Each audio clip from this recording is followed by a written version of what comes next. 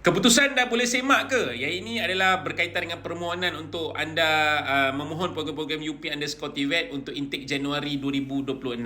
So kepada anda, keputusan permohonan anda akan dikeluarkan ataupun tawaran yang anda akan dapat adalah pada 17 November sehingga 25 November. Kenapa 17 November sehingga 25 November? Disebabkan dia bergantung kepada institusi. Ada institusi menawarkan tawaran kepada anda daripada 17 November, ada institusi akan tawarkan pada 18 November dan ada juga institusi akan tawarkan pada 25 November. So dalam tarikh 17 hingga 25 November ini adalah tarikh untuk anda menerima tawaran program-program yang anda mohon pada tempoh 13 Oktober sehingga 16 November. So kepada anda, sekiranya anda dapat tawaran, tolong alert dekat email dan juga dekat UP_TVET anda. Dan sekiranya anda dah dapat tawaran, terus setuju terima. Jangan tangguh-tangguhkan. Sebab setuju terima adalah pada bermula 26 November, di mana anda perlu respon setuju terima untuk anda menerima tawaran yang telah ditawarkan oleh institusi TVET yang menawarkan program itu kepada anda.